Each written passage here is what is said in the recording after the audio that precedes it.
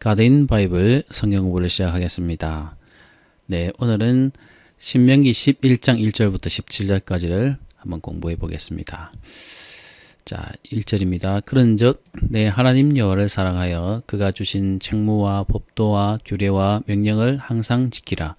너희의 자녀는 알지도 못하고 보지도 못하였으나 너희가 오늘날 기억할 것은 너희의 하나님 여호와의 교훈과 그의 위엄과 그의 강한 손과 표신팔과 애굽에서 그 왕 바로와 그 전국에 행하신 이적과 기사와 또 여호와께서 애굽 군대와 그 말과 그 병거에 행하신 일 곧 그들이 너희를 뒤쫓을 때 홍해 물로 그들을 덮어 멸하사 오늘까지 이런 것과 또 너희가 이곳에 이르기까지 광야에서 너희에게 행하신 일과 루벤 자손 엘리압의 아들 다단과 아비람에게 행하신 일 곧 땅이 입을 벌려서 그들과 그의 가족과 그들의 장막과 그들을 따르는 온 이스라엘의 한가운데에서 모든 것을 삼키게 하신 일이라. 너희가 여호와께서 행하신 이 모든 큰 일을 너희 눈으로 보았느니라. 그러므로 너희는 내가 오늘 너희에게 명하는 모든 명령을 지키라. 그리하면 너희가 강성할 것이요 너희가 건너가 차지할 땅에 들어가서 그것을 차지할 것이며 또 여호와께서 너희의 조상들에게 맹세하여 그들과 그들의 후손에게 주리라고 하신 땅, 곧 젖과 꿀이 흐르는 땅에서 너희의 날이 장구하리라. 내가 들어가 차지하려 하는 땅은 내가 나온 애굽 땅과 같지 아니하니 거기에서는 너희가 파종한 후에 발로 물대기를 채소밭에 됨과 같이 하였거니와 너희가 건너가서 차지할 땅은 산과 걸짜기가 있어서 하늘에서 내리는 비를 흡수하는 땅이요 내 하나님 여호와께서 돌보아 주시는 땅이라. 연초부터 연말까지 내 하나님 여호와의 눈이 항상 그 위에 있느니라. 내가 오늘 너희에게 명하는 내 명령을 너희가 만일 청종하고 너희의 하나님 여호와를 사랑하여 마음을 다하고 뜻을 다하여 섬기면 여호와께서 너희의 땅에 이른 비 늦은 비를 적당한 때에 내리시리니 너희가 곡식과 포도주와 기름을 얻을 것이요 또 가축을 위하여 들에 풀이 나게 하리니 내가 먹고 배부를 것이라. 너희는 스스로 삼가라. 두렵건대 마음에 흡족하여 돌이켜 다른 신들을 섬기며 그것에게 절함으로 여호와께서 너희에게 진노하사 하늘을 닫아 비를 내리지 아니하여 땅이 소산을 내지 않게 하심으로 너희가 여호와께서 주신 아름다운 땅에서 속히 멸망할까 하노라. 자, 내용이 조금 길긴 하지만 아주 어려운 내용은 없습니다. 한번 보겠습니다. 자, 1절. 그런즉 내 하나님 여호와를 사랑하여 그가 주신 책무와 법도와 규례와 명령을 항상 지키라. 네, 여기 항상 이제 우리가 반복되던 말이 있죠. 또 명령, 규례와 법도, 율법 뭐 이런 게 다 있는데 여기는 책무, 책임이란 뜻이죠. 네, 이런 것들은 다 거의 동일한 말입니다. 하나님께서 그 백성들에 주신 율법과 규례와 법도 이런 것이 또 명령이고 또 지켜야 될 책임이고 하니까 그런 것을 다 혼합해서 쓰는 그런 거의 비슷한 단어들을 모아서 다 말함으로써 그것을 다 포괄해서 말하는 그런 단어들이죠. 자, 그래서 그런 것을 지키라는 것이죠. 너희의 자녀는 알지도 못하고 보지도 못하였으나 너희가 오늘날 기억할 것은 너희의 하나님 여호와의 교훈과 그의 위엄과 그의 강한 손과 펴신 팔과 애굽에서 그 왕 바로와 그 전궁에 행하신 이적과 기사와. 자, 여기까지 보겠습니다. 2절 보면은 너희의 자녀는 알지도 보지도 못하고 보지도 못하였던 그런 일들을 기억하라는 뜻인데 너희가 오늘 기억할 것은 하나님 여호와의 교훈, 그 다음에 그의 위엄, 그의 강한 손과 펴신 팔. 강한 손과 펴신 팔은 그의 능력을 말합니다. 그것을 의인화해서 나타내는 관용어가 되겠습니다. 그래서 그 강한 손과 펴신 팔이라고 얘기하면 그의 능력을 포괄해서 말하는 것이죠. 그리고 애굽 왕 바로에게 행하신 그 전국에 행하신 이적과 기사. 네, 바로 왕에게 행하였지만 그 이집트에 동일하게 적용되었던 그 이적과 기사라고 하면 10가지 재앙을 포함해서 여러 기적들이 되겠죠. 또 여호와께서 애굽 군대와 그 말과 그 병거에 행하신 일, 곧 그들이 너희의 뒤를 쫓을 때에 홍해 물로 그들을 덮어 멸하사 오늘까지 이런 것. 이집트에서 이스라엘 백성들이 나왔을 때 정신을 차린 애굽 군대가 쫓아오게 되죠. 그 쫓아오는 새에 하나님께서는 그 이집트 군대를 막으시고 홍해를 가르셔서 그 백성이 지나가게 했죠. 며칠에 걸려서 지나가게 하시고 그들을 가로막고 있던 방해하고 있던 구름을 없애니까 이집트 군대가 물을 길을 따라 쫓아왔죠. 그래서 다 쫓아올 때쯤 하나님께서 그 물을 다시 합류시키셔서 물 속에 바다 속에 빠져 죽게 만든 그런 사건이 있었죠. 그것을 말하는 것입니다. 홍해 물로 그들을 덮어 멸하신 것. 그래서 그 이스라엘 백성들이 죽지 않고 오늘 지금까지 이런 그 하나님의 능력을 말하는 것이고요. 이곳에 이르기까지 광야에서 너에게 행하신 일, 많죠. 광야에서 그 백성들을 먹여 살리시기 위해서 행하신 여러 일들이 많죠. 만나도 먹이시고 메추라기도 주시고 또 반석에서 물도 내시고 또 의복을 공급하시고 신발을 공급하시고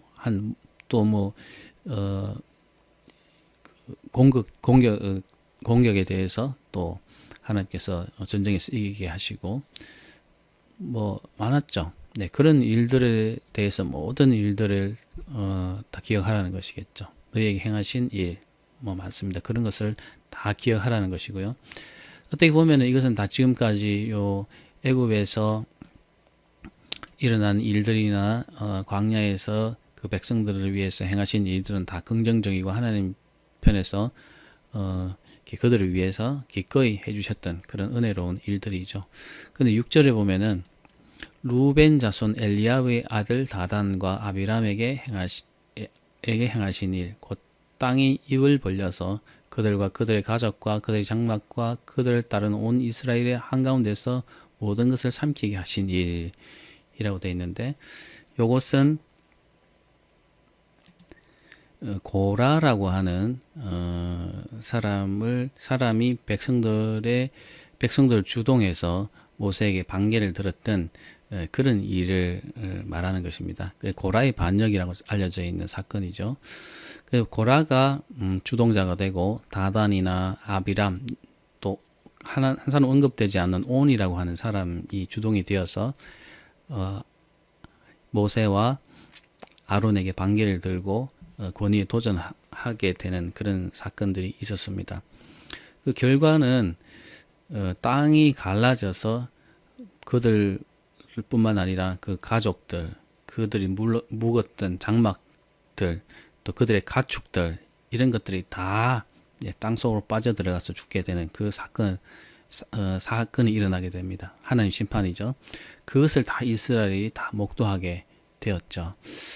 네, 그런 하나님의 징계를 그들이 봤는데, 그래서 하나님의 권위, 또 하나님께서 쓰시는 그 종들에게 반기를 드지 않게끔 하나님께서 모세의 권위를 세워주셨던 그런 장엄한 일들을 상기하라는 것이죠.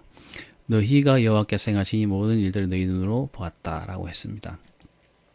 자, 근데 조금 번역이 좀 매끄럽지 않은 부분이 있습니다. 보시면 그들과 그들의 가족과 그들의 장막과 여기까지는 이해가 되죠.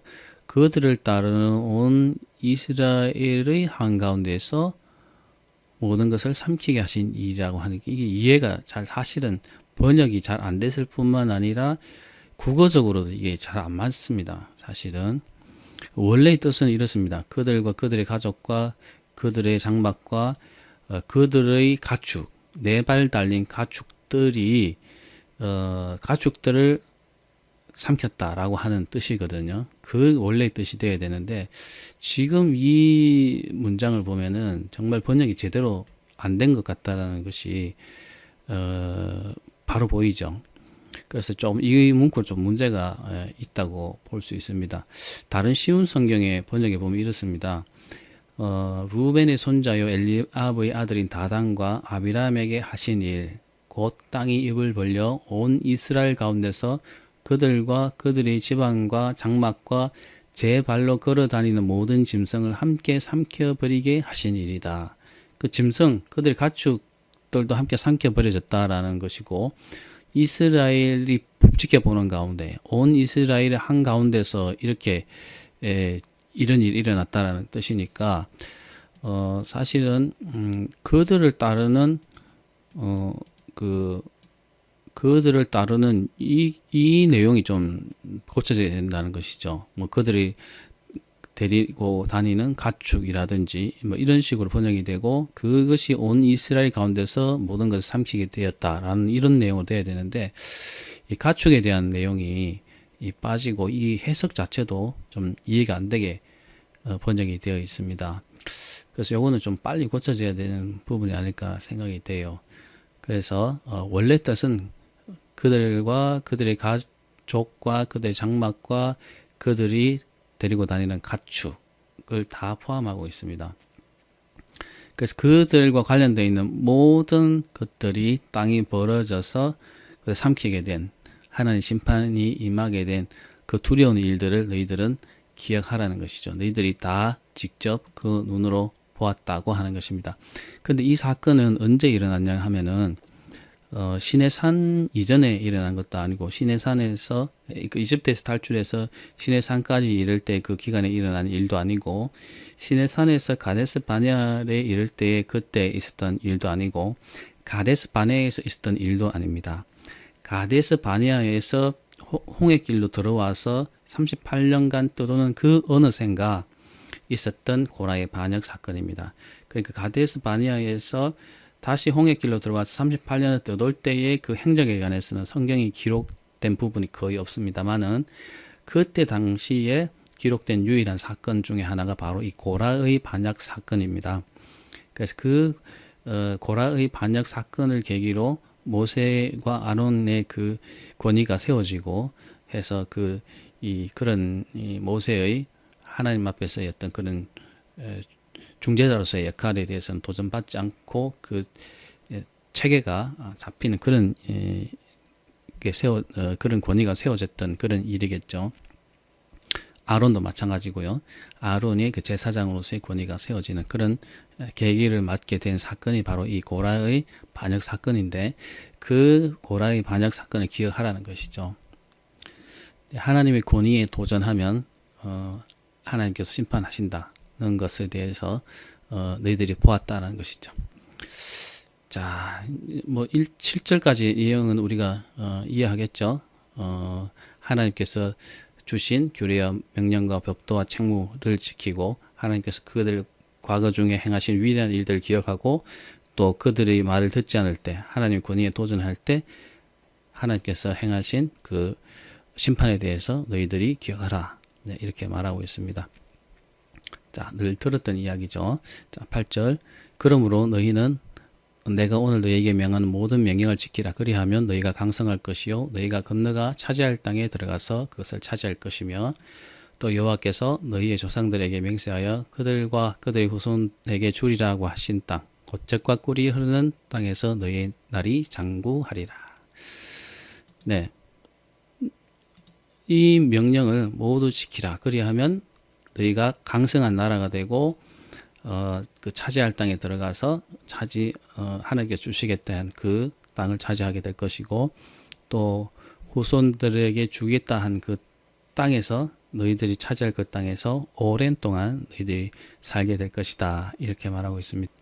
네, 지금까지 뭐 반복되면서 계속 언급된 내용이라서 크게 어려운 내용은 없는 줄 믿습니다. 자, 그러면 10절 한번 보겠습니다. 10절 내용은 조금 이해가 필요로 하는데, 내가 들어가 차지하려는 땅은 내가 나온 애굽 땅과 같지 아니하니 거기에서는 너희가 파종한 후에 발로 물대기를 처소밭됨과 같이 하였거니와.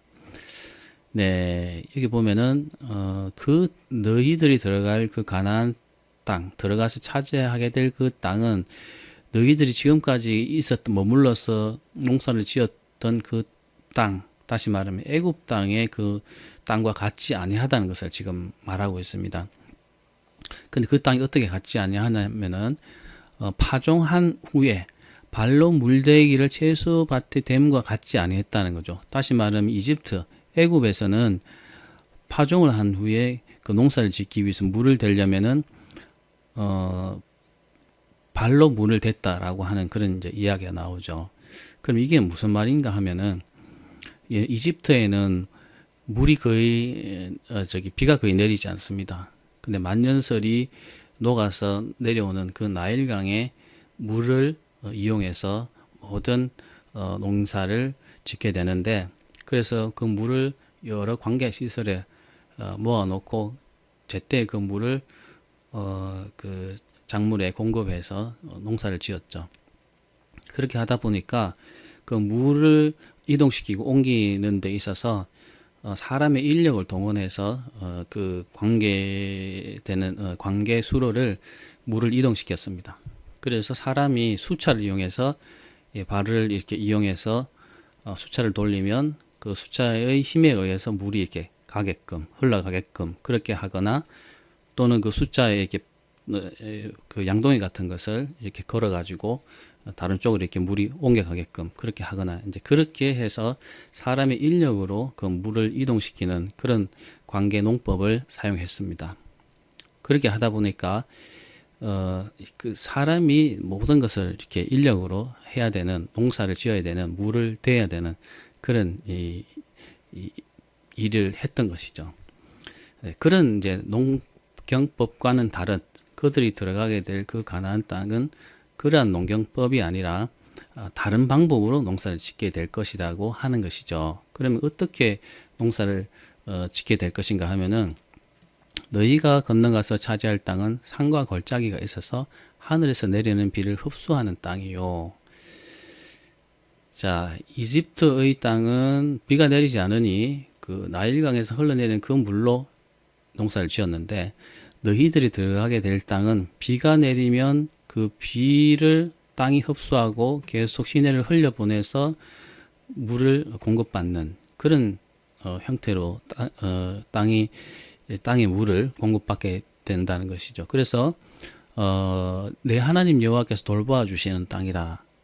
이 말은 하나님께서 그 땅을 계속 운영하시고 그 땅에 물을 공급하시는 그런, 관리하시는 그런 땅이라는 것입니다. 그래서 연초부터 연말까지 하나님 여호와의 눈이 항상 그 위에 있느니라.